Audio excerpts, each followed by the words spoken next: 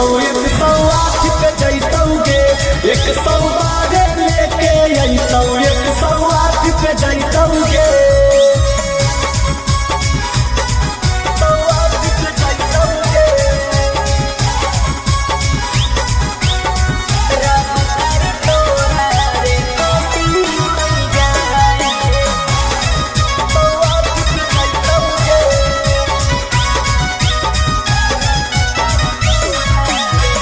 रब करे तोरा रे फांसी हो जाए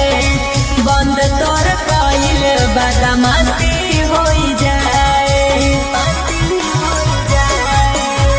तोरा कहला से नहीं बिगड़तई छौरी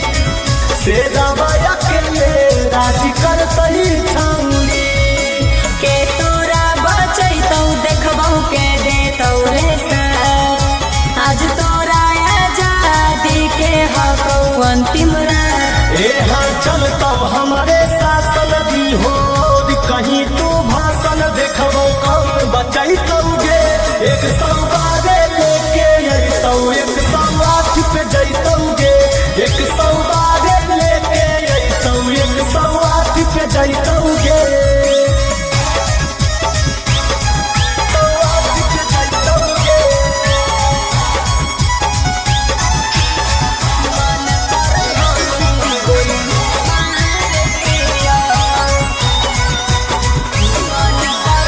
मन करो हमें गोली मार दिया छो तोरा छाती में उतार दिया बस के न तोरा हट सैया के भेद हक काबर के कहा मिली हो आज दे अरे चिंटू राजा अमित आशिक हो जाई भी बर्बाद ढेर दिन चललौ गौतम अब नहीं चलतौ राज हम चलतौ हमारे शासन दी हो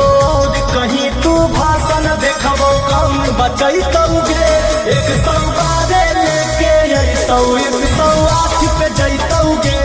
112 लेके अइतौ 108 पे जैतौगे